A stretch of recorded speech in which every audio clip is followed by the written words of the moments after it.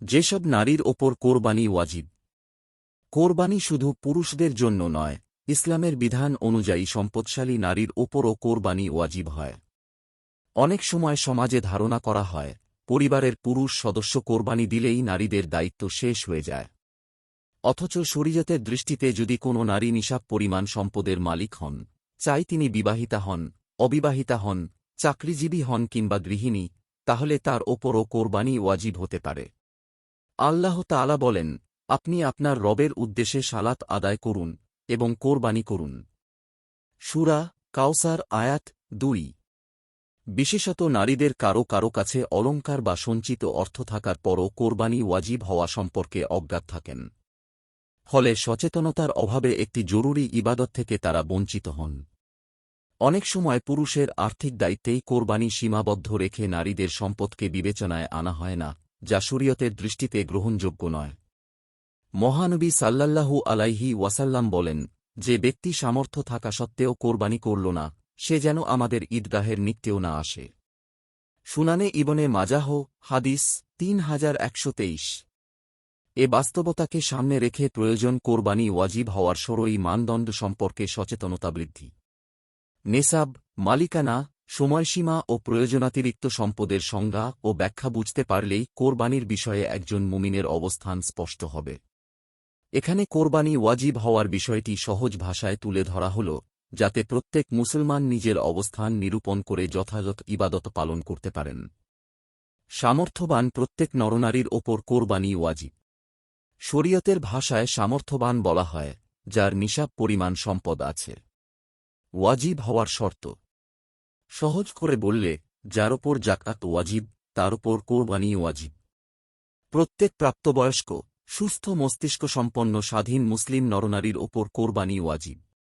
যদি সে ১০ জিলহজ ফজর থেকে ১২ জিলহজ সূর্যাস্ত পর্যন্ত সময়ের মধ্যে প্রয়োজনের অতিরিক্ত নিসাব পরিমাণ সম্পদের মালিক হয়। আদ দুররুল মুক্তার ৫ ডিভিশন ২১৯। নেসাবের পরিচয়। যার কাছে ৭.৫ ভরি স্বর্ণ অথবা ৫২.৫ ভরি রূপা আছে, তিনিই নেসাব পরিমাণ সম্পদের মালিক।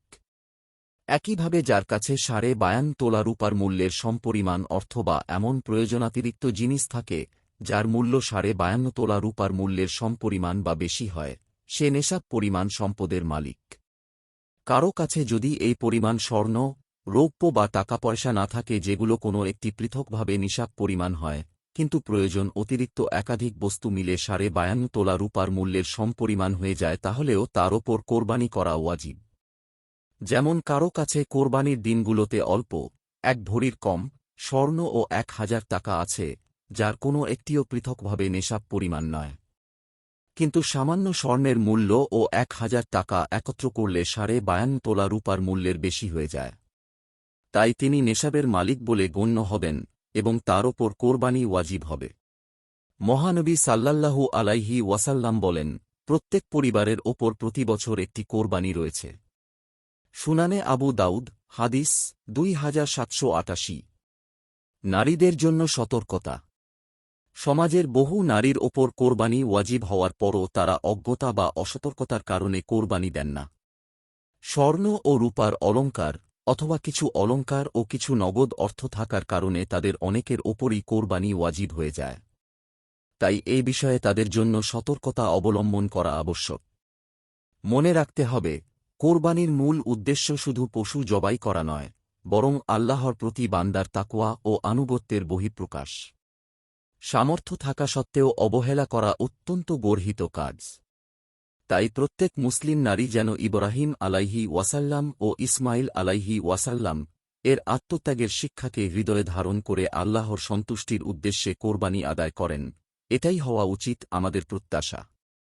আপনার একটি শেয়ার হয়তো কারো জীবন বদলে দিতে পারে। সাদকায়ে জারিয়া সওয়াব পেতে ভিডিওটি শেয়ার করুন।